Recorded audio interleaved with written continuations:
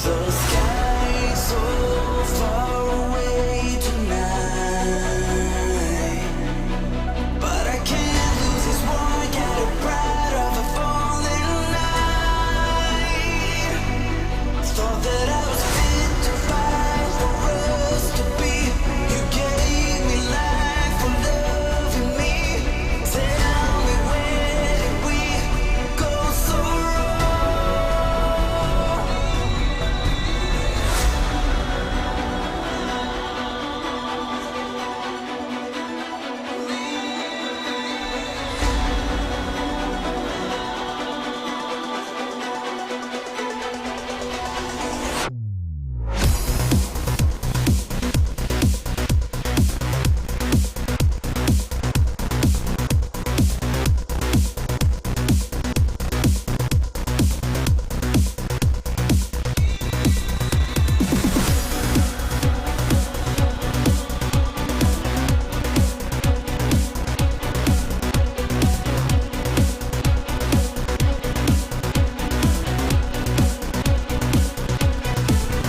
The sky so far, but I can't lose this.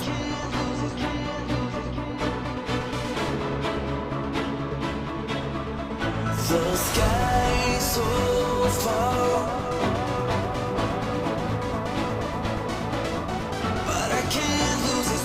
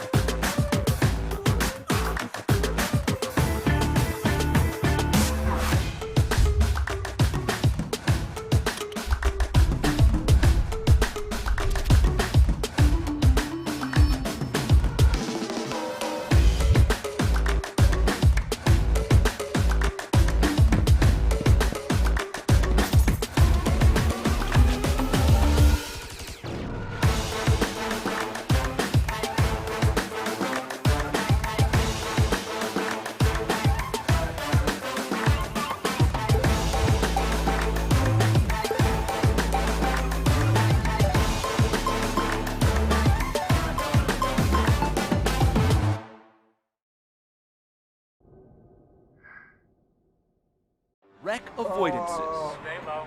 He's high, stay low. Daring passes. Oh, you're gonna get it. Silly jumps. Oh my god, a drive-through. The thrill of victory. They're against the wall. Good one, Mark. Stay low. And the occasional mishap. My sim crashed. This is the DMLC Racing Channel. A new beginning with familiar faces. For the first time, Lionheart is going back to its roots. 18 races to determine who is the best and the most exciting form of auto racing on the planet. 200-mile-an-hour Indy cars, inches from disaster or glory. There can only be one inaugural champion, whose name will be etched into the Lionheart history books. Find out next. The Lionheart Speedway Series, presented by DMLC Racing Channel, starts now.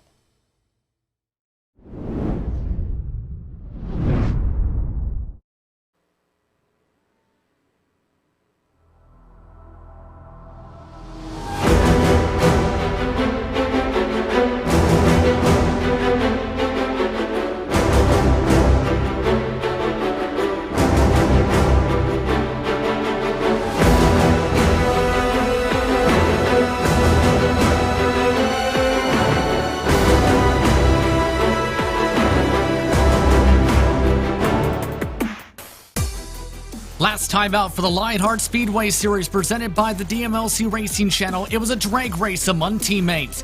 Robert Malechko was able to eke out a close finish over Alexis Newsom in a barn burner of a race at Michigan International Speedway. Slipstream and massive runs were big parts of that 200-mile event, but today the drivers will be tested in a different way. As we say hello everyone and welcome to iRacing's virtual Kentucky Speedway for the SimXperience Kentucky 200 presented by Chris Fowler Racing.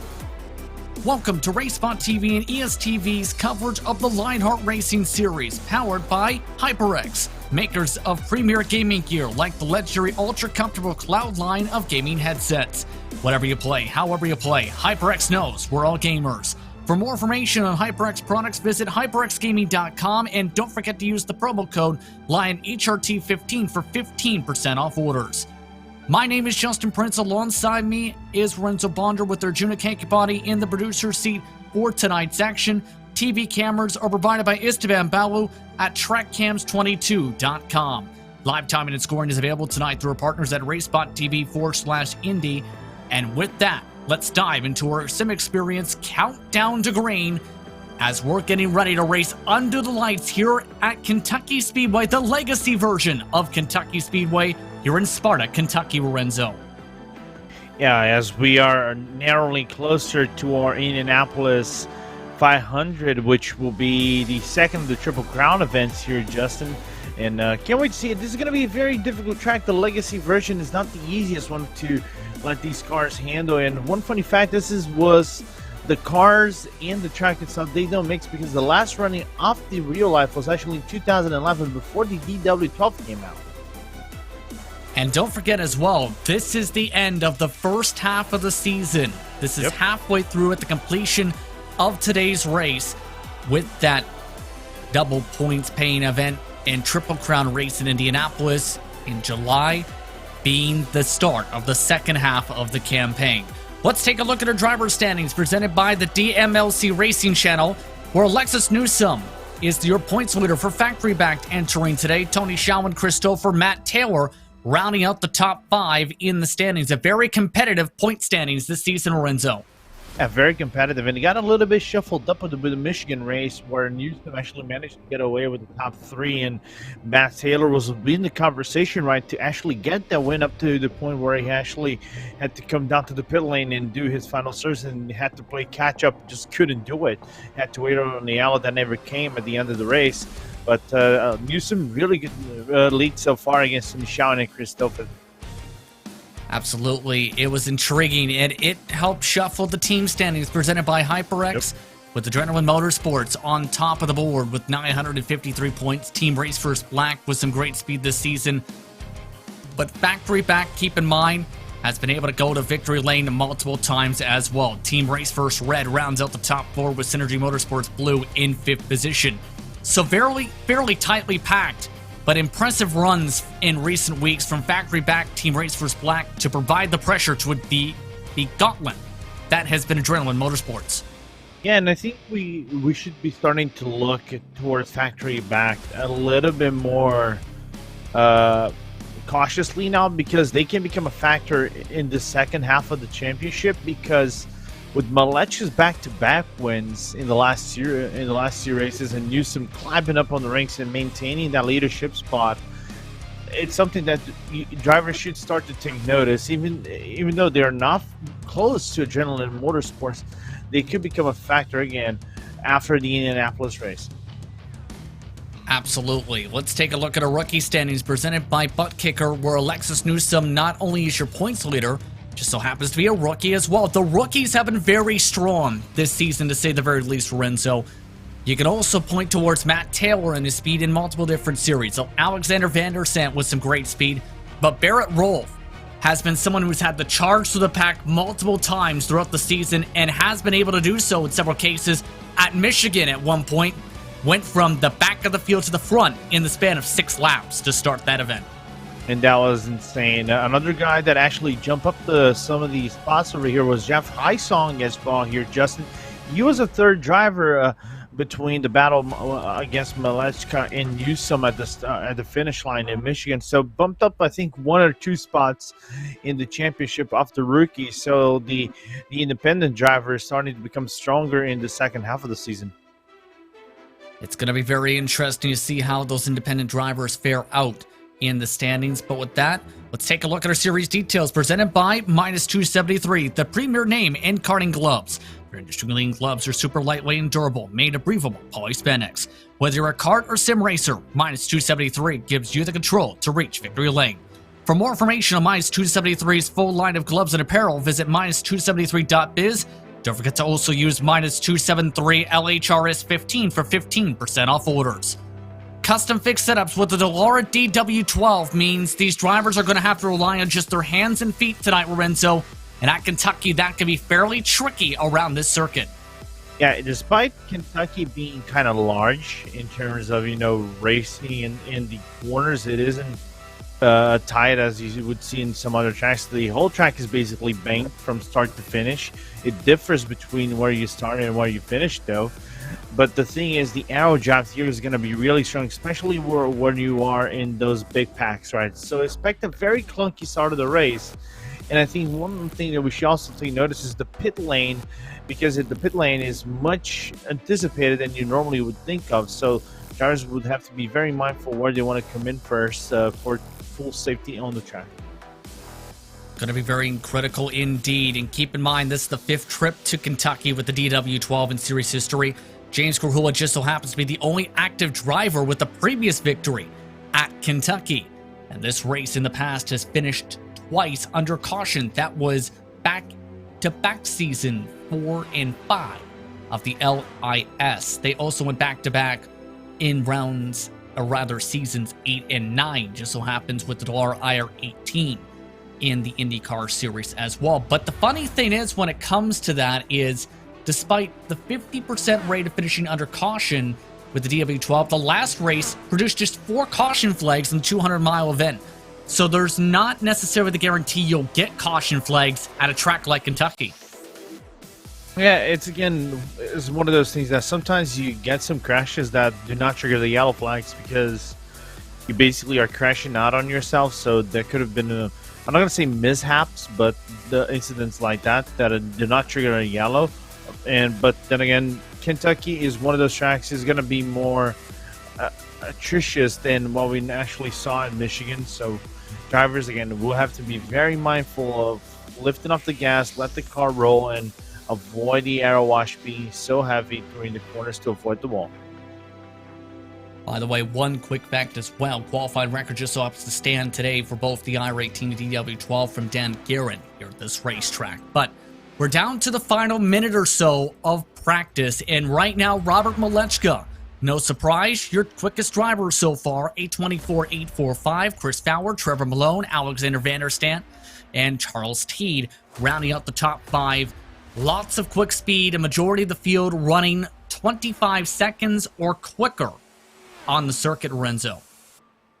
Yeah, it's just downrightly insane. Everybody's actually separated by 0.4 of a second except for Jeff Hysong. He's the only detractor in Jason Galvin, which hasn't put up a lap. But everybody else split up by 0.4 of a second. It doesn't sound much, Everybody running one together. The draft, especially in the tri-oval start-finish line section, is very important. That will give you a good run over here.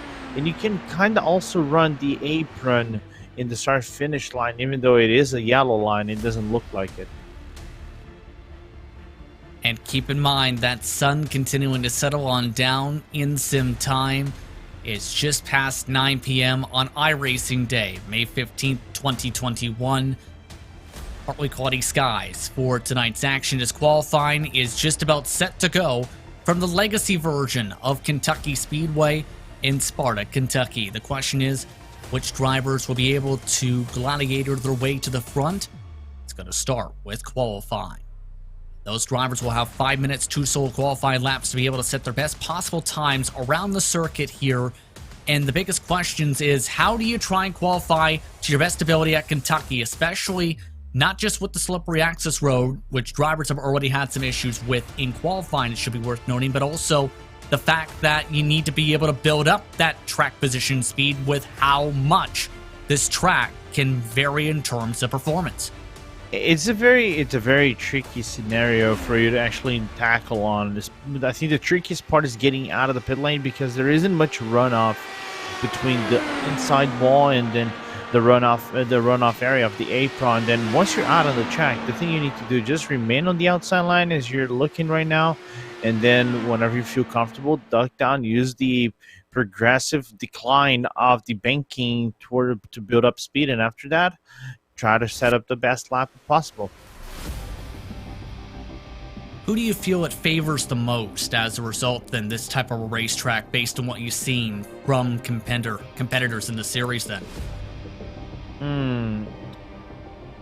I would say basically this kind of a mimic of Michigan, what we saw in the last race. So if you those who can maximize the exit out of the pit lane and go for it on the very first lap, guys like Van der Sande, Maleczka would be the perfect example. Even Alexis Newsom at some point, she's good at qualifying, might take a really good advantage at this. Taking a look as drivers are in the midst of qualifying. Alex Gouillon with the quickest time so far, 8:25.092. Mike Rigney now behind, and Trevor Malone to the top of the board for the time being with a 25.059. And that's a tie with Ken Hacker, in fact, on the pylon. So it's that tight in qualifying. We were expecting that coming in. Ron Hacker also putting in a pretty impressive time to make it a three-way tie for what is now second position behind Vern Hawkins III. That is insane. Welcome to Kentucky. Do we have a four-way tie right now? No, it's for second and fourth. No. It's my lifetime that is playing tricks right now. Yeah. It is a three-way tie for second, and then a two-way tie for fifth position on the pylon, as we're following along with Tony Schowen, trying to bump up his time from a 26 flat the first time around. The second time around, it's a 25-1. That's only good enough to 11th position on the pylon. Christopher, Alexis Newsom, Luis Gonzalez Nunez, Nick DeGroot, George Anzaldo are also on the racetrack, setting qualifying laps at the moment with 2 minutes to work with. And Alexis Newsom has been having a very impressive season so far. 2 victories, 4 top 5s, 5 top 10s, just 1 pole so far on the campaign. And she's the point leader nevertheless, right? So that's what makes it more impressive. Her race pace can be very, very, very good if compared to qualifying. She's about to finish the first lap. Let's see where the first lap lies at 209 miles an hour, 26 flat for the first time around. Needs to pick up a full second time around to be able to bump up the pylon. Vern Hawkins III continuing to stay up at the top of the board in these final few moments, looking for what would be Vern's first pole of the season. But for Alexis Newsom, taking the apron to try and cut some time, move Alexis Newsom to the top of the board at 26.037.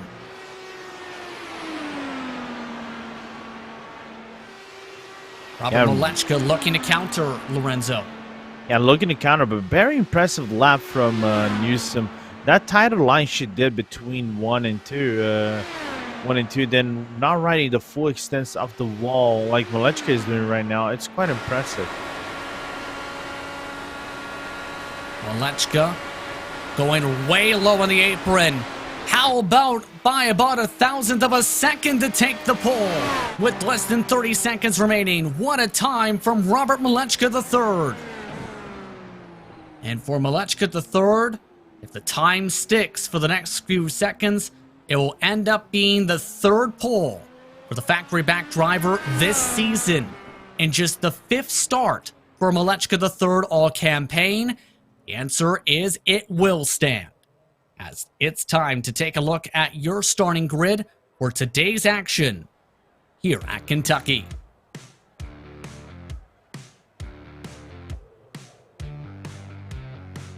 Your starting grid presented by Buttkicker, as Robert Maleczka III starts on the pole with a 25.036. 1/1000th of a second quicker than Alexis Newsom.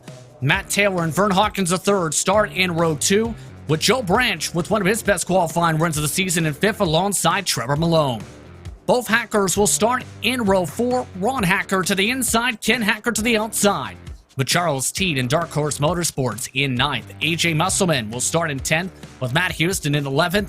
Jason Galvin starts in 12th in the LPM Cancer Down Machine. Matt Wagner starts 13th with Nick DeGroot in the middle of the pack in 14th.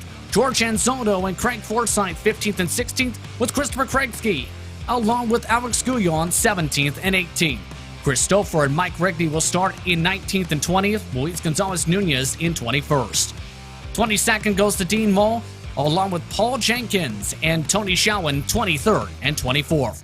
Barrett Rolfe once again an airport qualifying performance for the Ascari Autosport machine starting 25th. Chris Fowler will start 26th.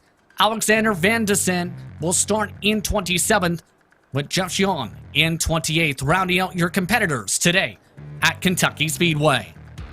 Let's take a look at your featured onboard cameras for the SimXperience Kentucky 200 presented by Chris Fowler Racing in just a few moments for what's expected to be an intense race here today. Lorenzo, I'll turn to you then for the quick moment. Your thoughts on how this could play out? It's going to be very interesting. I can see a very clustered start, and I hope they get all the way cleaning. I wouldn't be surprised if there could be a yellow flag just because of the aero wash and maybe the looseness of the cars going to turn 1. But let's see. Let's see those onboard cameras first.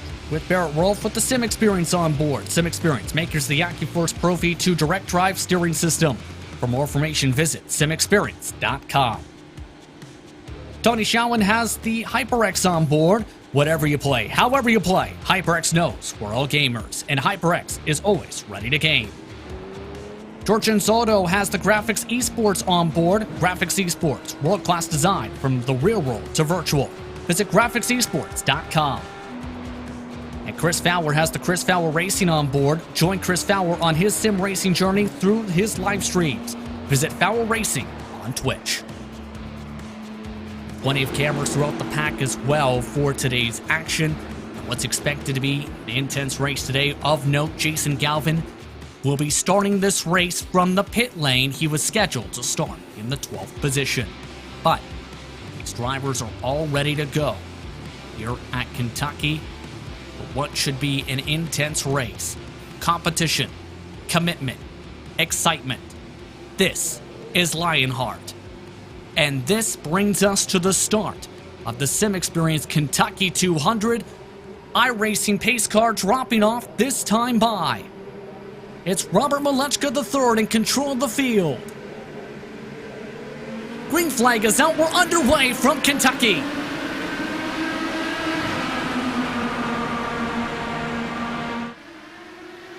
And a great start by Malechka III as already several drivers scattering their way to the bottom of the racetrack. Along that yellow line, Vern Hawkins III gets shuffled out by 2 different cars to start the race.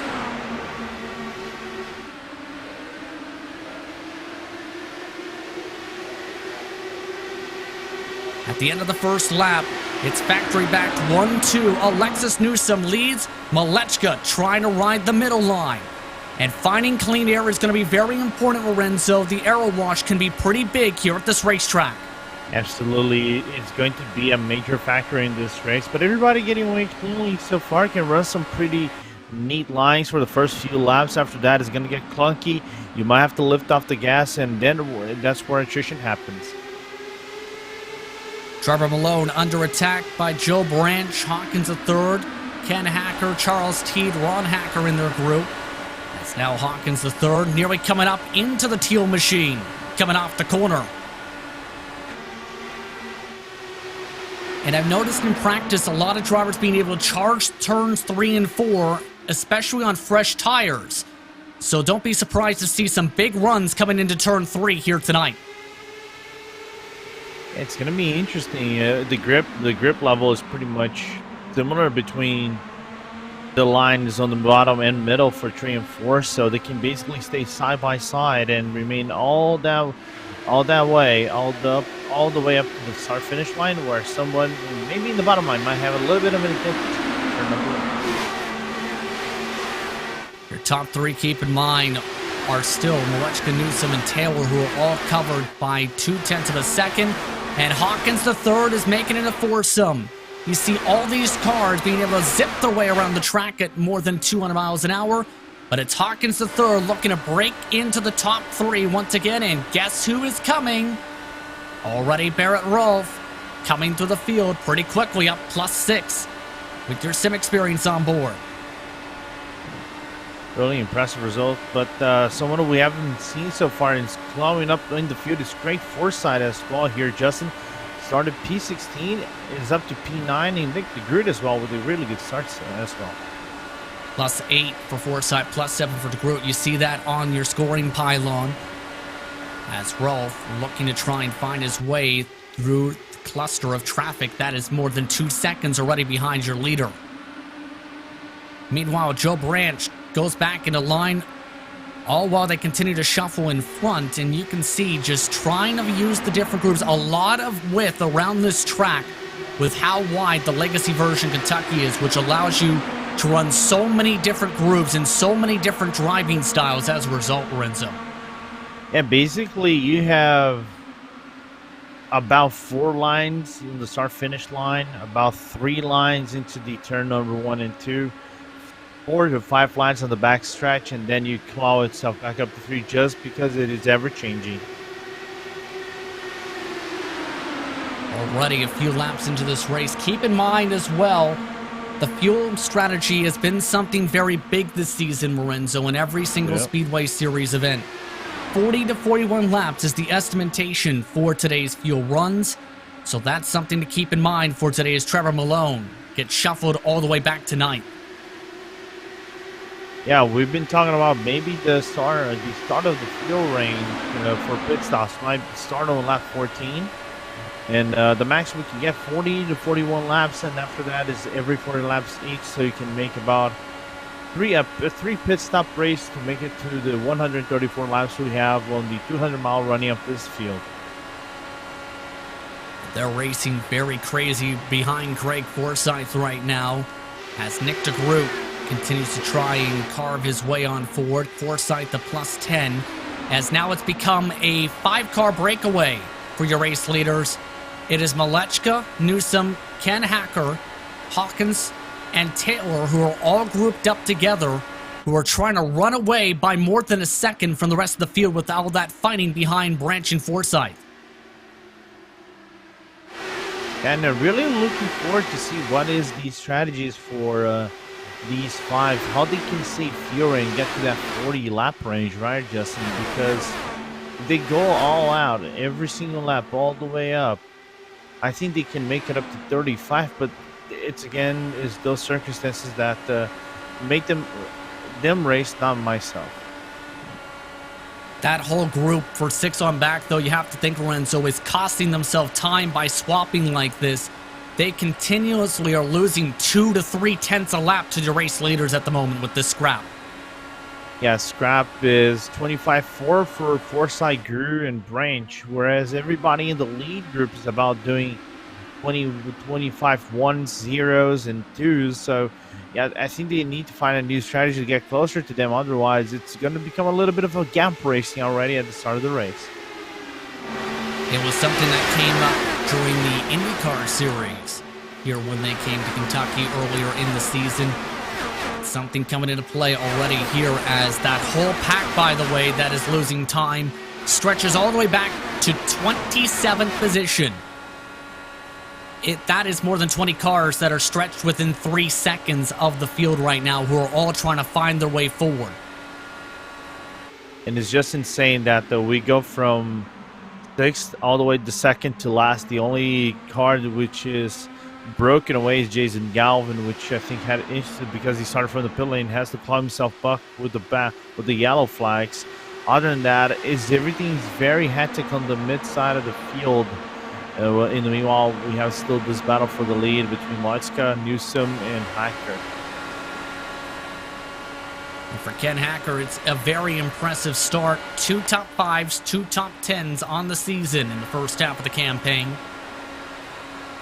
But for Hacker, would be one of his best starts to a race where We've seen him in a lot of cases get strategy. He finished third at Homestead, finished fourth at Milwaukee, for example. But looking to try and up that here today with the strong performance here in that number 24.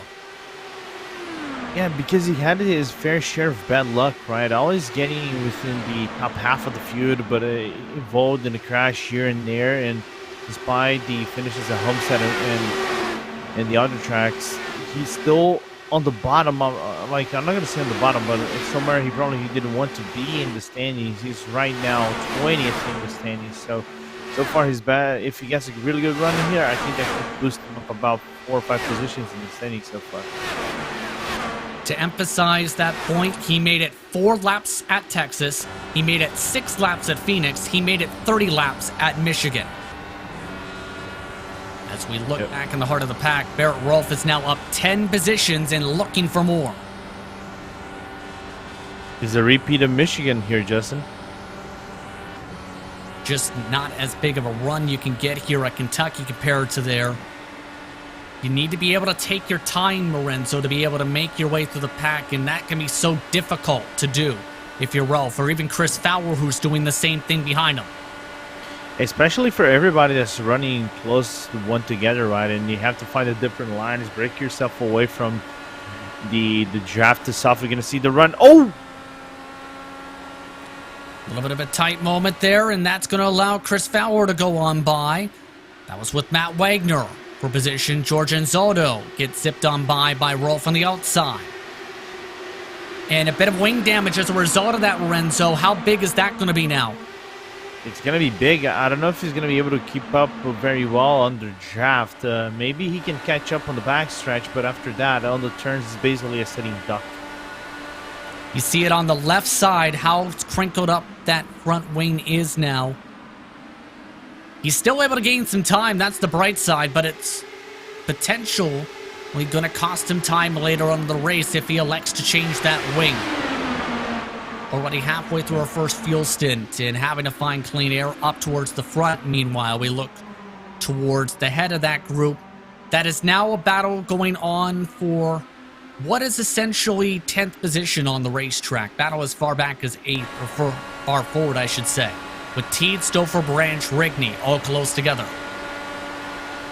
Teed trying to break away from this group, keep in mind. Nick DeGroot has already ran away from this pack with Craig Forsyth. And Branch got a little bit of a bully moment. You know, got bullied around by the cars that are of DeGroot and Forsyth and Teed a little bit, and also Stouffer. So started 5th, backed up himself all the way down to P10. But again, a whole lot of race to go. We haven't even touched about 1/4 of the race yet. Keep in mind the top 2 have completely broken away as well from Hacker, Hawkins III, and Taylor. They have broken the draft and then some. As a matter of fact, they are turning 0.2 of a second a lap quicker than the rest of the field. Incredible stuff from factory-backed 1-2. Remember when I said they should be a team to look for in the second half of the season? They're just proving my point right now. Yeah, that driver lineup is so very strong with Malechka III and Newsom both showing great speed, combined for 5 victories on the campaign. And don't forget, Nick DeGroot is also having one of his best races of the season so far, Lorenzo, in the 7th position. He's up 7 spots at the moment and was one of the drivers who was on a different strategy before last week. He's only had 4 top 10s. His best finishes have come at Michigan and Phoenix in 8th, Atlanta, a 7th place run, top 10 as well at Homestead. And DeGroot was one of those drivers who were in the big pack that kind of went for the Overston, you know, try to go for the overcut instead of the undercut of Taylor and the other drivers at the early portion of the race in Michigan. But the pit stops just made him break off a little bit. But nevertheless, a really good result so far for DeGroot. And really good drive from Chris Fowler. As you see the Chris Fowler racing machine cut his way now past the Muscle Man for 13th. And that on board And brought to you by Chris Fowler Racing is your biggest mover of the race, up 13 spots now on the day so far. Impressive stuff. Impressive indeed, as we're approaching about 10 laps or so from our first pit stops of the race. By the way, let's take this opportunity to look at your driver profile for today with Dean Mall, presented by SimXperience. 7 starts so far this season, with 2 top 5s and 2 top 10s. The first start, of course, coming at Twin Wing Motegi, and of course, Dean Mall came away with the victory in what was an intriguing race where strategy came into play, tires versus no tires, fuel versus no fuel, and it ended up to where Dean Mall was able to stay out on the racetrack and win that race at Twin Wing Motegi to start off this series and its history. It was an impressive race for Dean Mall at the time to be able to come away with that checkered flag right now, running 23rd position in this race, Lorenzo. And he can recover, you know. Mall had a really good starting of the race and then kept it up with the top 5. At the Legacy Texas Motor Speedway, we finished 5th, but after that, just couldn't find that stride, you know, just keep it within top 5, but always strong within the top 10. The only real blunder was not being able to participate in the IndyCar Oval at Homestead, which affected some of the points for Mo, but again, he can call himself back up pretty much easily here in the field. Looking for the HyperX on board, Tony Schauwen try to make some moves, and he does. That was a pass for 15th position. And Tony has showed some great speed all season. The tough thing's going to be showing that speed to get back up to Barrett Wolf and his group. It's going to be complicated because Rolf, talking about Rolf here, I know that the Schauwen is the second in the standings right now in terms of points. But what Barrett Rolf is doing with that broken wing, as you guys see the battle for P15, 16, and roughly also 17 as well. It's been very impressive. I want to be able to do it, but nevertheless, it proves why they are on the track doing these moves and much more ready than I am to tackle these ovals. Should be worth noting, by the way, that Jason Galvin, we mentioned, started from the pit lane. He's setting lap times comparable to the race leaders. He is almost caught up to the back end of the train and is within drafting distance just about of 27th position. Galvin's done an incredible job to push forward from half a track behind to get himself within range to be able to battle with some cards in the next few laps by the time pit stops are concluded. Yeah, and we have to think mind as well that Galvin can also start saving a fuel a little bit once he gets within the back of Krasgy, right? So he has a lap down, not a lap down in terms of being the field, but a lap less because he started on the pit lane effectively in terms of fuel in comparison to the rest of the field. But so far, what a charge from Galvin so far. That pace we mentioned, 25 Fords, also being done by these two, who have now cleared the rest of the pack by 3 seconds. And now they're starting to swap a little bit here, as Malechka has elected to come down on lap 36. Coming to lap 37 for Malechka. And so right around on the money, I expected to Malechka to come into the pit lane. I believe Newsom is going to come into the pit lane right now. I wouldn't be surprised if Alexis comes into this lap or the next one, because she has been on the wing of Malechka pretty much the whole stint so far. So I wouldn't be surprised if she comes in this lap or not, but Malechka might lose a lap or two, but he will claw it back eventually. Off and away goes Malechka to third in the factory back machine, an 8-second pit stop. And talk about this pit exit, because so many drivers I've seen end up slamming the wall here before in many different types of car. How tricky is that exit to make sure you don't loop it? This is interesting. I've done the current air quotes in it version. I hate it. It's very tricky for you to nail it right. The legacy version I heard is just as difficult as the current version. So you cannot go full throttle. If you go full throttle, you're gonna spin the car out. So you have to be very mindful where you put the foot in the gas, and mind the bumps a little bit. Looking at the battle going on for 8th. Mike Rigney, Christopher, Joe Branch, Trevor Malone amongst this battle. This is from Stouffer's back end. As Joe Branch tries to utilize the bottom, as Chris Fowler again able to pick up another spot as a result, possibly if he can complete it from the high line. Turn 3 and 4, no. But Newsom continuing to stretch it on forward. Ron Hacker has already made his way to the pit lane in the 21. Nick DeGroot has indicated he's coming in this time as well, as I think Newsom may have scraped the wall there on that entry into turn 3. Let's take a look. I just want to take a look from my side, but doesn't look like it here, Justin, as now the pit lane is going to become a very busy pit lane to start lap 43. So able to stretch the gas a little bit further than some of the estimates from prior to the race. That's going to be very critical for some of the mileage here. Newsom able to stretch it 42 laps. Remember, Newsom was second much of the first run of the race behind Malechka III. Now it becomes the question, how does Robert Malechka III fare out here on the racetrack? Matt Taylor, Mike Rigney, Joe Branch, Tony Schowen, Barrett Rolfe, Matt Wagner among the drivers who have stretched it forward an additional lap. Malechka III is already down the backstretch. And most impressively is we haven't had a single caution so far. So we 43 laps under green, and let's see if they can keep it up for the remainder of the race, because then again, that becomes a 3-stop race, and I think that is very interesting because these guys were stretching it up plus laps, more than 40. It's going to be interesting whenever they come out of the pit lane for their final services, because they can cut down about 2-3 seconds in terms of their final service. And for Alexis Newsom, it was close to potentially getting a blue cone violation on the exit. Newsom had 2 wheels across the yellow line coming up onto the racetrack before the blue line. Yes, that is very dangerous. I don't think she actually has gotten that, but it's that fine margin that the simulator gives you. So let's see if she gets away with it.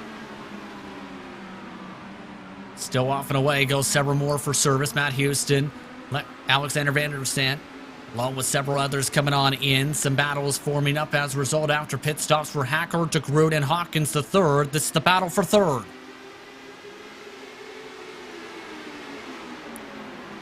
Keep in mind, all of them dialed in on strategy, as Alexis Newsom has lost 2 seconds as a result of the undercut from Malechka III. So the 91 is in the lead by a significant margin, and currently they are turning 25-2 still. That air group is turning 25-1s and 25-3s. Yeah, I'm looking to see what's going to happen to Newsom. Now she's matched up the lap a little bit, 2.79 to Newsom, whereas Malechka did it 2.11. But you have to keep in mind, there's a 6-lap difference between Malechka and Newsom. So whenever Newsom's tires get up to speed and it becomes the car lighter, she can catch up without much hitches. Indeed, and right now that traffic is still at least a third of the racetrack ahead as we look at that battle going on. Some drivers trying to break up the draft, in fact. That's Hawkins third. They're already 7 seconds behind the race leader. What can they do to close up Lorenzo to be able to get to the front, to be able to have a shot at the race leaders? Other than the caution. Other than the caution. For different lines, you know, I think they are doing that because Hawkins just did a 25-0 on the last lap, nearly matching his best lap of the race. So I think they pretty much have to work as many lines as they can get without, you know, getting clunkered to one another, and try to match up 25-1s, 25-2s on a daily, and then whenever the tire gets a little bit more burned up, try to match what the leaders are doing and minimize the loss. Seen in the heart of the pack, by the way, Barrett Rolfe in the middle of a battle with Jason Galvin. Rolfe lost a lot of spots in the sequence trying to stretch the fuel out. Ended up taking a 13-3 as well, which means front wing on that car, Lorenzo. So having to scrap all over again.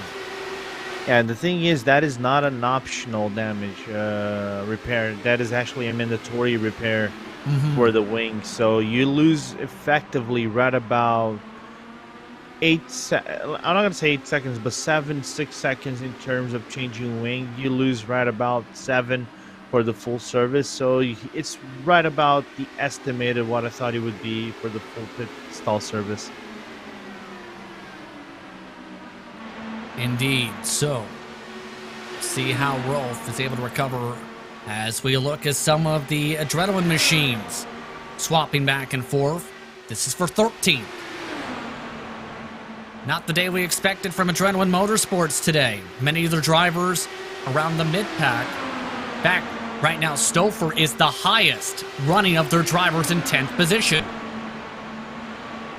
And it's complicated, right, for you to be the leading team in the standings and underperform in a track. Of course, it isn't the easiest track in the calendar for you to perform well because it's very tricky to nail every lap right. But nevertheless, let's look what Van de Sande is actually doing, because started second to last, had a lap that it was nullified on the qualifying, and now climbing himself back up due to all pace and strategy. Strategy is so very vital indeed to be able to get around a track such as this, as well be able to gain positions. Absolutely. Already coming up to about 80 laps to go in what's been a blistering fast race. This field has really stretched out as well, from what was massive packs, Lorenzo, to mini packs, to about, some of them have about 5 or so cars, but majority of them are down to 2 or 3 car breakaways, which could be critical when the traffic comes into play for the leaders soon, especially since the leaders are still 2/10 quicker. I agree. It's going to become a little bit tricky for Maletska. It's going to be tricky when Maletska and Newsom actually clawing themselves back together. The first car is Ron Hacker in the field, and you can see right at the tip of his camera going between 3 and 4 right now. So if Maletska keeps going like that, he can pretty much catch up to them at the very end of his stint, and that can spicy things up for the leader. And we've seen many cases, Lorenzo, in the speedways. Traffic, once the leader gets in the dirty area, can be so critical. And it may be the chance for some of the air drivers to claw their way up in. And keep in mind the traffic that they're closing up to. You can see how aggressive some of them are getting here, like George Anzado with the Graphics Esports on cam. And let's see what the Anzado is trying to do. You know, Anzado, I think he's trying to go for an overtake over here, Justin, but he's not finding the right lines to go for that overtake because he's getting blocked off on the line that he probably wants to have the best run. Let's see if he's going to be able to do that now. Jason Galvin is the driver in front. Big run down the front straight away, and again locked off on the run. Not able to take it anywhere, as up in front of him, Nick DeGroot. Trying to clear for third. Bit of a weave there from Hawkins to third as they got really close going in down the front. That makes it a factory back 1, 2, 3. And that would bring them, again, just doing mathematics here, Justin. It would bring them right about P2 in the standings so far. They would be able to bump Team Rev Race First Black out of P2 in the team standings and be right about, I think, 100 points away from Adrenaline Motorsports. That's going to be very important if it holds, is the big thing. If. Yeah. Don't forget, some of these drivers are still shuffling their way through the field, such as Chris Fowler, who is trying to move up to the 8th position. That is Mike Rigney in front of the 00.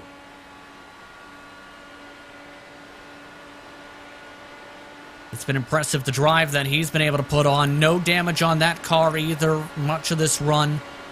Just been able to charge his way on forward, that plus 17 on the race, as you see your biggest movers on the pylon. He is actually the biggest mover in the race so far, Fowler, so having a really, really good race so far. And if he wants to go for Rigney, on turn number 1. I think he probably will go for it.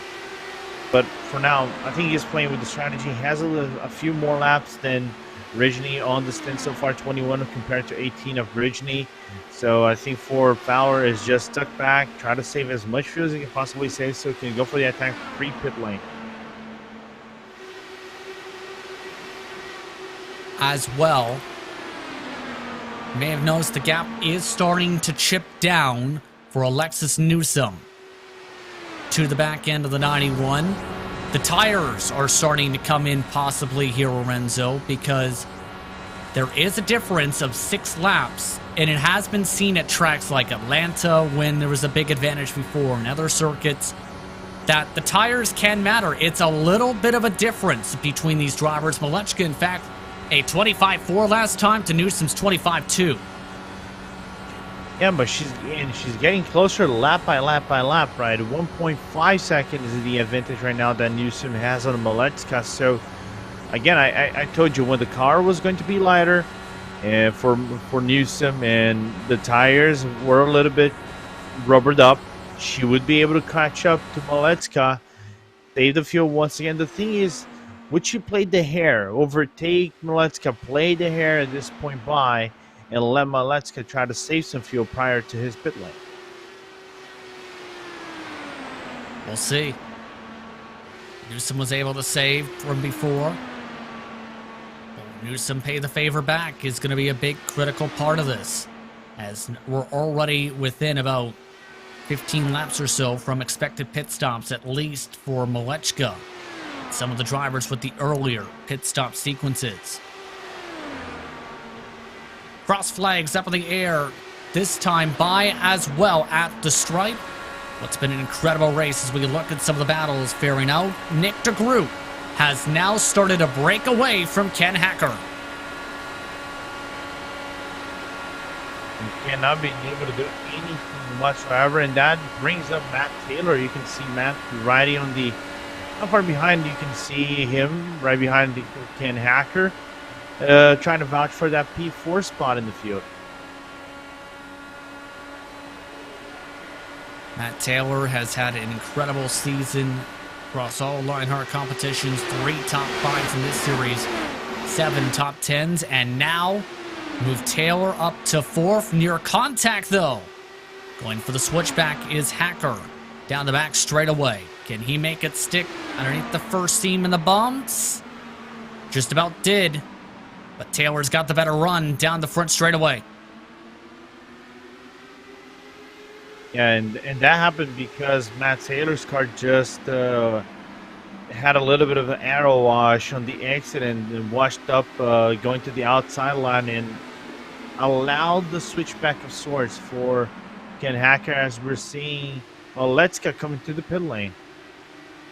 And the strategy makes more sense now because we're at 64 to go.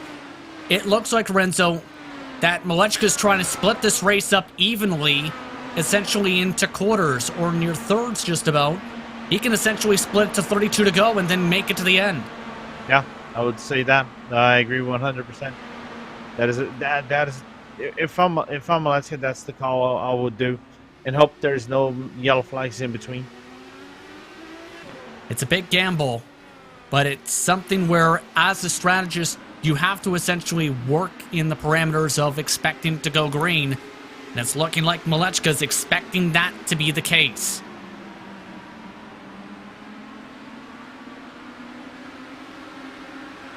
You can see on the outside is Matt Taylor. I think he's going to try to contend the position of a Malechka. If I'm Malechka right now, try to let Matt Taylor go for a lap or two. Try to ride on his wing. Try to save some fuel. And then again, go for the overtake. Just let the tire build up a little bit. Tony Shalin, of note, is trying something different in the 31. He's elected to come in after only 28 laps as well. So he has joined the same strategy as Malechka the third with similar pit stop times. Behind him, Ken Hacker continues to drop on back. More pit stops indicated over the radio. Vern Hawkins the third wants to go and try and split this up a little bit differently. At 73 laps, you would come with 74. That would be right about 60 to go, right, Justin? So 30-30, so you don't have to worry about saving fuel. You're right around on the range, right? So just go for it. And it looks like the difference of, do you want lighter fuel in the tanks for the end right now and the fresher tires, or do you want to try and split this up evenly or hope the undercut to be powerful? Well, that can come into play. Assuming we go green all the way, and I would knock on the wood because of this, I would go and split halfway. You would split it halfway. Yeah. We're But about 60. I would have to 60 take care of the greens, though. We have to go green all the way. That's the big if. We're already past halfway in the race, if that's what you mean. Yeah, we just need a full green run. If we have a green run, I would be safe. AJ Musselman's come on in. Paul Jenkins has completed service this time as well. As we look now at one of the drivers looking to make some charges, that's Luis Gonzalez Nunez, who is up to the 13th position at the moment. Right on behind is Barrett Rolfe, who continues to also charge on forward, and he's going for the longer strategy, it appears, right now. He's now coming to 33 laps on his stint. And another driver in the pit lane, by the way, Justin with great foresight, another driver who decided to go for the 30-30 and split into the half. Making it 35 laps. Keep in mind that Jason Galvin in front of Rolfe has done an impressive job today. Galvin has continued to pick off drivers one by one. That 42 is now in the middle of the field, right around where he started. Yes, there's been pit stops, but it's been incredible to see Galvin cut his way through this pack. It's been nothing short of amazing, and I think if I'm the drivers in this middle of the pack, the one thing I really don't want is a yellow flag, because then it brings the Galvin strategy basically to what would be the perfect lane and allow him to make those moves on the restart. And that's the one thing you really don't want to defend from Galvin, a driver that actually has pace in this field. Speaking of pace, it should be worth noting that Malechka III, who is still the first of the drivers who have pit by 12 seconds, is running lap times in clean air up to 4/10 quicker than Alexis Newsom. And Newsom has still yet to make it to the race, to the rest of the pack, I should say, in terms of traffic. So that's the difference on the tires right now. Nick DeGroot from Factory Backed has indicated he's coming in after 39 laps, so in comes the 89 machine for the second time. Ron Hacker also coming this time. Yeah, looking, and we're seeing, I think Trevor Malone is going to come into pit lane as well, Justin. If I'm Newsom, I was going to say she needs to come right now where she doesn't have to be concerned about full fuel. She's going to have that small margin to come into maybe lap 120, right? So she would probably have about 14 to 15 laps in terms of better tires than Malechka. She's going to have to make up that ground to overtake him. And just on cue, near perfect timing, in fact, Lorenzo, Newsom into the box. More pit stops expected this time. Matt Taylor's now the current race leader as a result. Malechka III still trying to get around Paul Jenkins, and they are racing pretty hard right now. Paul Jenkins, keep in mind, 6 laps on his tires right now. 1 lap down. Malechka III is on the lead lap. And is that thing right that for those who are used with road racing is like if you get a blue flag, you probably would have to let the other guy go, like in open wheelers. But here is you have some blue flags just to let you know there is a faster car coming by, but it's not really a blue flag. This is basically a suggestion of blue flags, as Newsom is 7 laps back. But then again, you don't have to let go the other driver, right? 7 seconds is the differential indeed on that interval between Malechka III and Newsom. But the difference is about 12, 13 laps on their tires. How big will that be is going to be huge, especially with the traffic now starting to come into play Let's go third, continuing to battle with Paul Jenkins in the midst of all this. Jason Galvin also joins the fray into all this. You nearly got a little bit hot between Galvin and Malechka. Picture turn number 1 there. And it can be frustrating as a driver to have this happen, but welcome to racing. They also have Barrett Rolfe, who is also in the midst of all this, who is in for position in front as more pit stops. Joe Branch, Luis Gonzalez Nunez, George Anzaldo into the lane.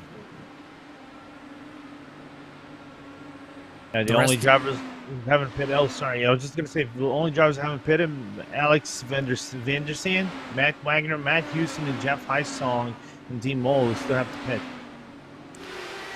And a majority of those drivers coming down this time by, in fact, as well as Christopher Kriegsky, who had a 1 minute and 24-second pit stop on his first service off, and away they go. Goes some of the drivers to the inner end of the pit lane. So the 97, the 66, the 23 yet to pit. And they've extended it further along, and this is going to be the tough part for Vandersand. He's trying to get the service in with the midst of traffic around. That's Nick de Groot passing on by in 8th spot to get a lap back. Greg Forsyth is the first driver now, 1 lap down for the time being. I think for those drivers who are up in the front, the thing that they want is come down to the pit lane, do their service, and maybe hope for a yellow flag. They will not lose their lap effectively, right? So the thing is, you're going to be hoping for a yellow flag so your tires can cool off a little bit and then come appropriately and attack the right way, as we're going to see Vandersand coming into the pit lane. That will close off this window of pit stops already. Able to stretch it to where it's going to be a tight 45-lap run to the end for the 97. And that actually could be interesting because there was an 11-second interval at the time of the pit stop for Vandersand. So we'll have to see how it plays out. Malechka the third, now to the lead. Newsom, more than 6 seconds behind, is in second. Vern Hawkins the third, making the move for third. De Groot and Forsyth, the correct top 5 for Enzo. Yeah, it's going to be interesting. I'm looking where Vandersand is going to come out of the track. The thing is, the runoff is not the adequate one for him to come, but I expect him to come right about P14, 15, or 16. Indeed. Closing stages here at Kentucky Speedway. It's been exciting to say the very least here on RaceSpottv and ESTV. Green all the way through so far here at Kentucky. See how things play out here as we continue on. Under 44 to go here on RaceSpottv and ESTV. Wreck avoidances. Stay low. He's high, stay low. Daring passes. Oh, you're gonna get it. Silly jumps. Oh my god, a drive-through. The thrill of victory. They're against the wall. Good win, Mark. Stay low. And the occasional mishap. My sim crashed. This is the DMLC Racing Channel.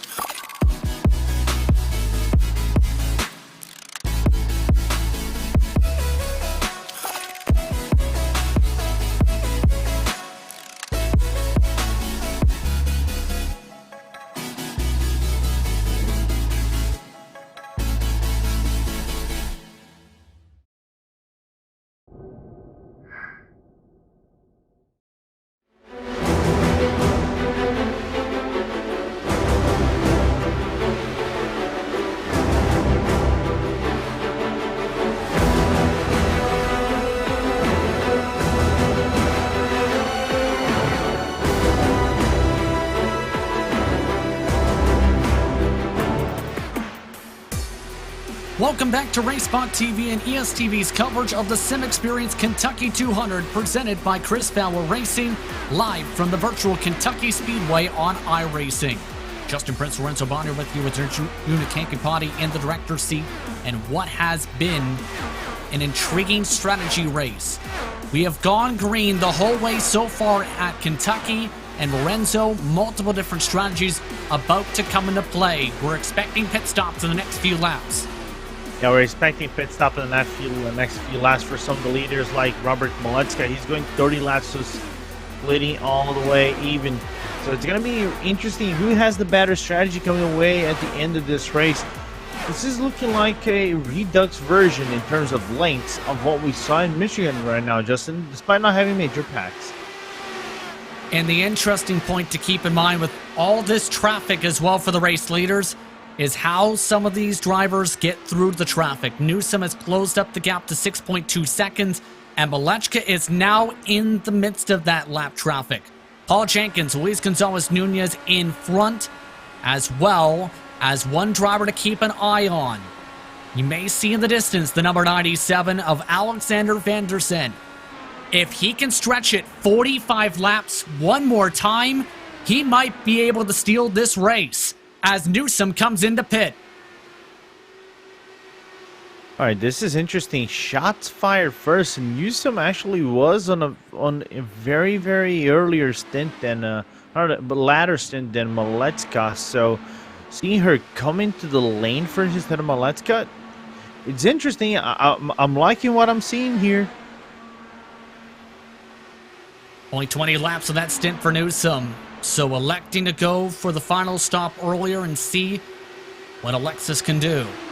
8.5 seconds in the pit lane as we look at the battle for fourth position. And guess who is up there? Chris Fowler to fifth. Right behind Matt Taylor, Craig Forsyth providing the pressure in this battle. And again, what a start for both cars, right? Both for Forsyth and Fowler, coming from the lower bottom of the field, like the lower half of the field, and clawing themselves back up. I think I just heard Maleczka will come into the pit lane here, Justin. But this battle has been great nevertheless. I think it was a thank you possibly on the radio to George Enzotto, in fact. Enzotto is on the lead lap, but guess who is calling into pit? Vern Hawkins III among the drivers who will duck down this time. So the 25 down for the final time, and this is the split it up strategy at about 30 laps to go now for these drivers. Yeah, looking here for Forsyth also coming in pit lane. I think I see Ken Hacker coming in pit lane as well. And Forsyth, I think he grazed the wall in between 2 and 3 on the backstretch. And now we see Maleczka coming in the pit lane like I expected, actually. So a lap later. So we'll see how things play out in terms of the interval with the undercut being so powerful here tonight on the short run. Maleczka the third now into the box. Right now, Alexis Newsom, first of the drivers who have pit, is in 20th position. Off and away, Maleczka with a quick 8-second stop. One thing to note, Matt Houston may be on the same strategy, is a bit close to the wall as Maleczka the third. My goodness, he was facing the inside retaining wall for a moment.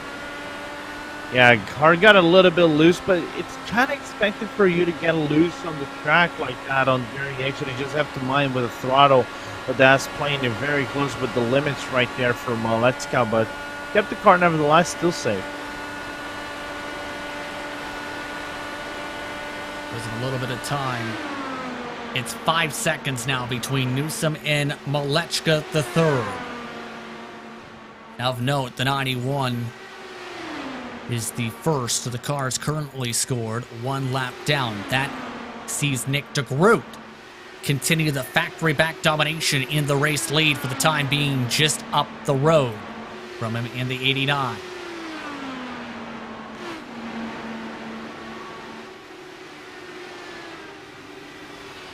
And as we are seeing more pit stops continue here, keep in mind, one driver overrunning their box. That's the first major mistake of the race, Lorenzo, we've seen from a driver, and it's Fowler. And it's Fowler. The one thing you really don't want is you can see him coming out of the pit lane. And now you see the Groot and the other leaders starting to come into the pit lane right now. Justin, Christopher as well. The only now P1 will be with Matt Taylor. Tony Shawan is now P2, but they have to come down at the pit lane eventually. And all the eyes now focus towards that 97. Did a very effective job in saving to make it to 45 to go. Can the team race first black machine pull something off? We talked about it moments ago. The 66 may be on a similar strategy, but the problem is for Matt Houston, he only made it 44 laps on the last stint. So it is an even tougher task if you're in the 66 camp compared to this car, which is now in 6th. Yeah, it's going to be really tricky to see what is going to be for Van der Sande to retain that feel all the way up to 45 laps, 44 laps. But I'm liking what I'm seeing over here from Van der Sande. That is kind of expected what we saw when we were talking about fuel stints beforehand here, Justin. 12 seconds the difference between him and Malechka the third at the moment. Tony Shawan has also ducked his way to the pit lane this time, so that leaves the drivers yet to pit in front. Taylor, Ralph, along with Wagner, Teed, and Anzotto are also drivers who are going to be interesting to see. Anzotto needs to pit. Guyon likely needs to pit as well in these closing stages. Yeah, everybody in front of Van der Sande needs to pit. Like Matt Taylor needs to pit in about, if he's cutting like in the middle, he needs to pit in about 2 laps or 3 laps. Rolf, same thing. Wagner is on 27 laps, so he has to pit eventually. The only one who might really be safe again, it's Van der Sande. And keep in mind where he's at allows him to save right now. Keep in mind, Robert Malechka III is running 6/10 quicker than him at the moment. Ran at 25 flat last time by. So that is going to be the major difference. Is Malechka III can go full out here, Lorenzo. Van der Sande has to essentially try and save as hard as he can. Yeah, so basically taking a Alexander Rossi approach, so to speak, here in the track, right, Justin? But you're playing it close, and if he goes 0.6 of a second quicker per lap, there is a really good chance that the Malechka actually could contend in the final 3 laps or so for the win of this race. And it'd be very close. Now, looking back at the 97, what is going through the mind is going to be the big question with all this pressure. Keep in mind, Van der Sande started off this race in 27th position. Right now, 13 seconds back of Matt Taylor, Matt Wagner in front as well on the racetrack. Rolf has already completed service this time. Will drop the 33 to that long list of 1 lap down competitors.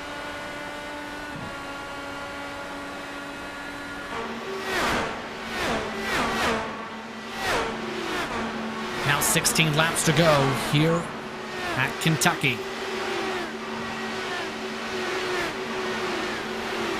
And Lorenzo, what do you think's going through Alexander's mind, knowing the pressure that's on him and the focus to be able to make it on the gas as we see the onboard with him? What do you think's going through his mind as he continues to save off Matt Wagner? Please, no yellow flags.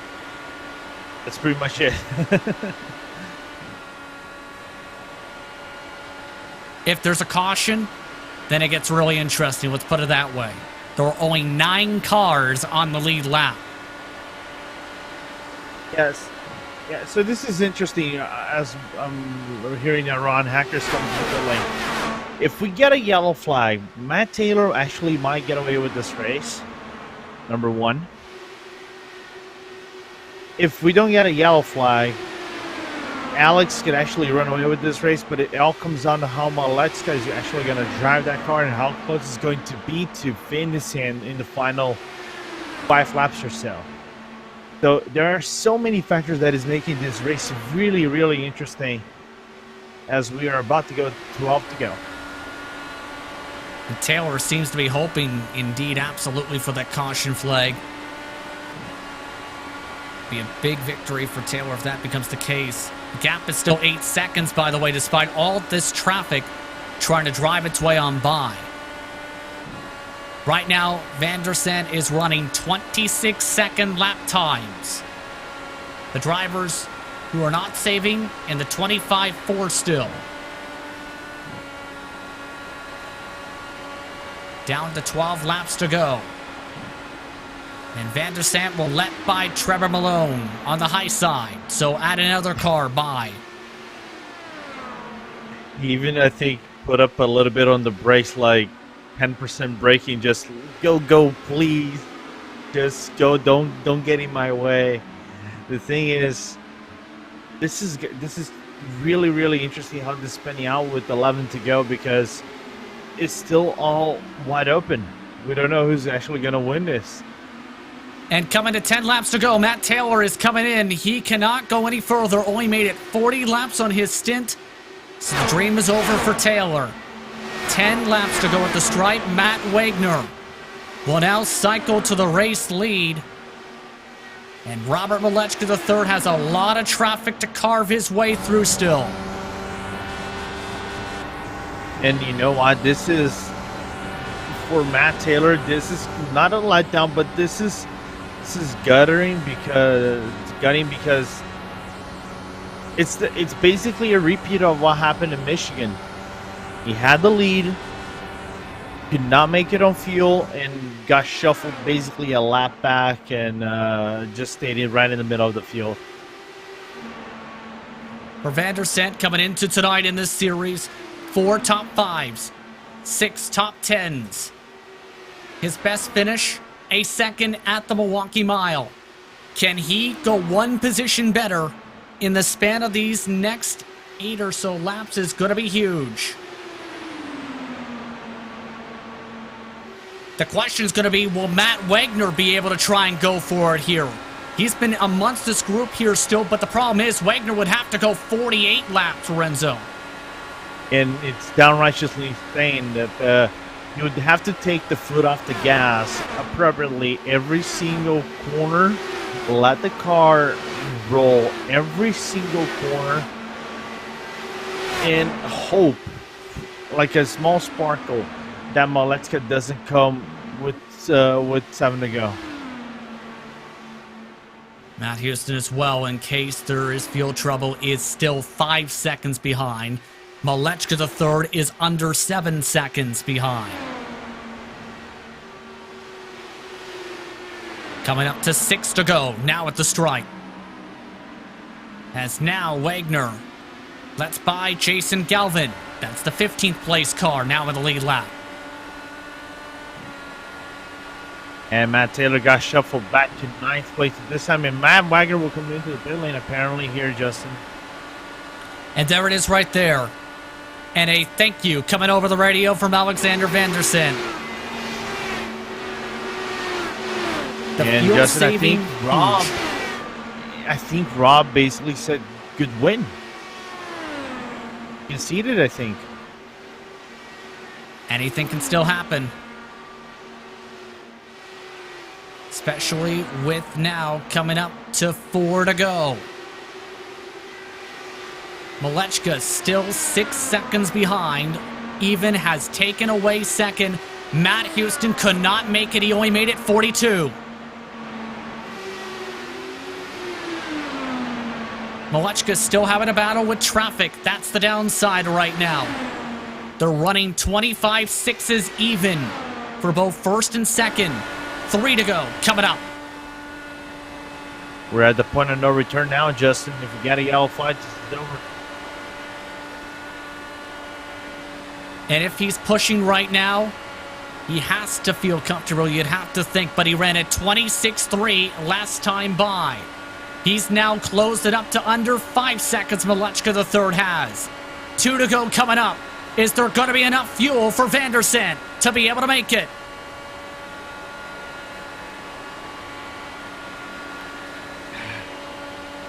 What a race. And what a gutsy call from Alexander Vandersen to be able to stretch it this long on the gas. Came into play with 45 laps to go, and now, with a less than 4-second advantage, he needs to hold on for one more lap, final lap at Kentucky. Robert Malechka pushing as hard as he can. Vandersen still running the 26-second bracket. For much of the race, the focus was on factory-backed. They were 1, 2, 3 at one point. But Alexander Vandersen will do the improbable. He runs out of fuel as he wins at Kentucky. He wins the SimXperience Kentucky 200 presented by Chris Fowler Racing. An incredible strategy and an incredible job to make it 45 laps, not once, but twice for Renzo. Wow, what an effort from Alex Vandersen. Going 45 on the range twice is not easy to do, and then running out of gas on the line and getting away with the win. I think that's pretty much the perfect scenario that the 97 wanted. Malechka did his best, but the gap was just not there for him to close by and then contend for the win. And I think Matt Wagner was the very big thing, Lorenzo, because without Wagner being as that fuel-saving car, who knows what the 97 would have been able to do. It was incredible to see what he was able to do today as he lets the car roll and coast to the start and finish line. An improbable victory and an upset at Kentucky.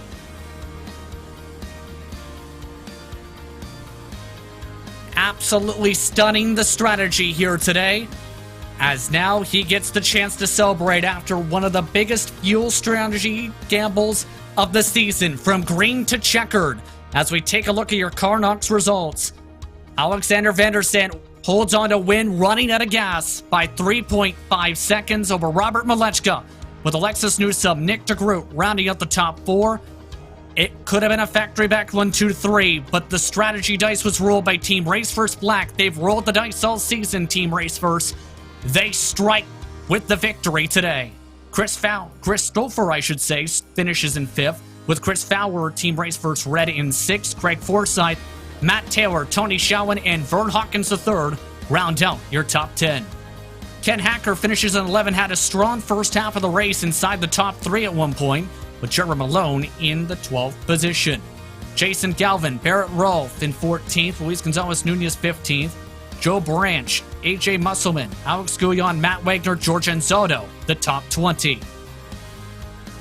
21st spot, Ron Hacker, Jeff Dion in 22nd, Mike Rickney in 23rd, Dean Mull, Paul Jenkins, Matt Houston, Christopher Kresge, and Charles Teed round out the top finishers today. Charles Teed, of note, had technical issues in the closing stage of this race. That brings us into our HyperX post-race show, because the Lionheart Racing Series is powered by HyperX, makers of premier gaming gear like the luxury ultra-comfortable Cloud line of gaming headsets. Whatever you play, however you play, HyperX knows we're all gamers. For more information on HyperX products, visit hyperxgaming.com. And don't forget to use the promo code LionHRT15 for 15% off orders. With that, it's time to head to HyperX Victory Lane, where Alexander Vandersen is now standing by. The first question we have to ask Alex is, how did you make it 45 laps, not just once, but twice, to come away with an improbable victory? Barely. It was so close. I especially at the end, where everybody had much fresher tires than I did in those last few laps, so I couldn't stay with them. And once Matt pit, I had no help, so I just had to make sure I had enough to have a buffer there, and it was just enough. So I can't believe it worked. Matt Wagner and Joe Branch, I owe them beers or whatever they want to drink, because that was they just let me chill out behind them. I think Matt ruined his own strategy doing that. I don't know why, but like they totally saved me there. So thanks to them, thanks to my team. Yeah. Absolutely incredible. And what came down to the decision to say, you know what, let's try it in this race tonight? Well, it didn't count my fastest qualifying lap. I think it's because I went to the apron, but I don't know exactly. So I started second to last. So it's like, okay, I'm going to be mired in traffic. It's really hard to pass. Might as well just see what I can do in these first few laps to like what numbers I can hit. And then I realized, this might be possible. And then when it started going green the whole way, which shocked me, I just had to commit to it. And at some point it was, past the point of no return. And it just worked out. An absolutely incredible way to end off the first half of the season. The second half of the season, though, is going to be an interesting one. It's the Sim Racing Studio Indy 500 presented by Chris Fowler Racing. 500 miles, 200 laps on Indianapolis Motor Speedway. Your thoughts for that one to start off the second half of the season in July? Well, I've never won a 500-mile race. I have won races in Indy, so it's a good track, best track in the world, honestly. So I have no idea how it's going to race in this car, though. But really looking forward to seeing how it turns out and keeping up this momentum. Congratulations on the victory once again, Alexander. Incredible stuff on the fuel. Thank you. Alexander Vandersant does the improbable. 27th to 1st with a gamble on fuel strategy. Robert Malechka III, it was a thought process of it was looking like he would come away with the victory after pulling away from his teammate Alexis Newsom early on in this race by multiple seconds. It wasn't meant to be, though, tonight, Robert. How are you feeling about your run P2 tonight? Yeah, I'll take it, to be honest. We knew it was going to be, pretty close with the fuel save, but since we were out front, we didn't want to risk it and fall back in the pack and maybe get caught up in a wreck. But, I saw Alex made it to lap 45, and I knew he could make it. But, man, if this race was one lap longer, I would have been golden. Yeah, it was close, to say the very least. Talk us through the early stages of the race as well, because the factory back machines were able to break away pretty quickly from the rest of the pack. Yeah, we knew we had this all-out pace with me and Alexis just riding 1-2. We got the 1 point leading a lap, and then we just put our heads down and kept hot lapping as much as possible and got, I think at the end there, 10-second lead. I think Alexis had damage. I thought I maybe got 4 damage entering pit road on the first stop. It felt like I was half a tenth slower than usual, but I don't know really what it was. That's interesting to hear the potential of damage. How tricky is it to prevent that then here at a track like Kentucky, and something to reference for the future then, with that pit entry? Yeah, I don't know. I think a lot of guys were going, I don't know for sure, but I felt I was pretty late on bringing the car down from the banking onto the apron to pit entry. But I think the first time I was earlier than I wanted to, and it could have caused damage. I don't know, but, hats off to Alex. He drove a great race. Indeed. Congratulations on the P2, Robert. Yep, thank you. Robert Malechka, the third, coming home in second. Alexis Newsom rounds out the top 3. And Alexis, how are you feeling about your run tonight, first of all? I feel pretty good about it. I got side pod damage about halfway through the race. And I'm really happy to just hang on to a podium. Indeed, when it comes to this race, talk us through your strategy gambles and strategy calls here, because it seemed like there was 2 different strategy thought processes today from factory back. Talk us through your side of the strategy here tonight. Yeah, Robert wanted to short pit a lot, and that really worked out for him. But I kept thinking that the caution was going to come at any time, so I was afraid to do that at first. Didn't do it until the end. And we didn't think Anybody would be able to make it if it went green. We did not even expect that at all. So that really caught us off guard. Indeed, congratulations on the podium finish, Alexis. Thanks. Thank you, guys. Alexis Newsome rounds out your top 3 here in what was an improbable race.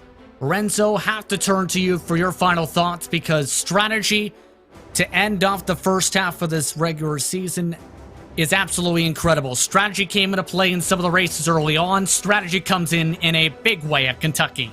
Yeah, he came a big way at Kentucky. What a drive from Alex Vinderstand, by the way, and looking like I was looking. He maybe is now the runner-up in the standings so far, but everything can change because next round, Justin, is the second round of the Triple Crown. It's Indianapolis, 500 miles, double points. Everything can change in the blink of an eye. Can't wait to see what will happen in about 3 weeks' time. It's going to be an exciting race, to say the very least, and going to be very challenging for our drivers. But let's take the opportunity to thank our sponsors for tonight's action for the Lionheart Racing Series. DMLC Racing Channel, the presenting sponsor of the Speedway Series. Looking for entertaining sim racing content? Look no further than the DMLC Racing Channel. Follow former Lionheart Retro Series Driver of the Year Mark Cohn's racing escapades as he battles for wins and avoids wrecks with cat-like reflexes, all while providing commentary sure to make you laugh, cry, or both. Follow along by subscribing to the DMLC Racing Channel on YouTube or like his Facebook page at the DMLC Racing Channel. The Lionheart Racing Series is powered by HyperX, makers of premier gaming gear like the legendary ultra-comfortable Cloud line of gaming headsets. Whatever you play, however you play, HyperX knows we're all gamers. For more information on HyperX products, visit hyperxgaming.com.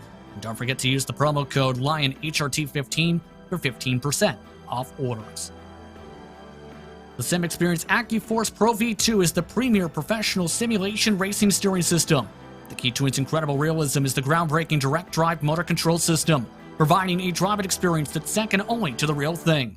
For more information on the entire SimXperience ecosystem, visit simexperience.com. For sim racers, the buttkicker Gamer 2 or Simulation Kit adds the missing driver-to-car connection, bringing more realism to your sessions. By accurately responding to in-game audio, you can feel the track like never before, providing increased vehicle handling and faster lap times. Are you ready for the most immersive experience in sim racing? For more information, visit thebuttkicker.com. And don't forget to use the promo code LION2021 for 20% off orders. Minus 273 is the premier name in karting gloves. Their industry-leading gloves are super lightweight and durable, made of breathable polyspandex. Whether you're a kart or sim racer, Minus 273 gives you the control to reach victory lane. For more information on Minus 273's full line of gloves and apparel, visit minus273.biz. Don't forget to also use Minus 273 LHRS15 for 15% off orders. And it's not just those 5 names, but so many more, and all the partners at the Lionheart Racing Series that you see on screen are part of all the work seen on a week-to-week basis. To learn more about them, visit LionheartRacingSeries.com. You can find out more information on the 3 competitions that the Lionheart sanctioning body runs. Lots more Lionheart competitions have come. To follow along with said action, be sure to keep up with Lionheart on social media at Lionheart Series. ESTV also has your esports needs, while racespottv has your V Motorsports action covered. Be sure to follow along on Twitter, Facebook, Instagram, and more. Be sure to hit the YouTube subscribe button as well as the notification bell so you keep up with all the sim racing action we get to cover. The next Lionheart race heads to the Retro Series for Sonoma next week, July the 8th. Be sure to tune in on racespottv and ESTV. But with that, it's time to say goodbye. We'd like to thank you for tuning in for the SimXperience 200 presented by Chris Fowler Racing. Congratulations to Alexander Vanderson, your winner from Kentucky.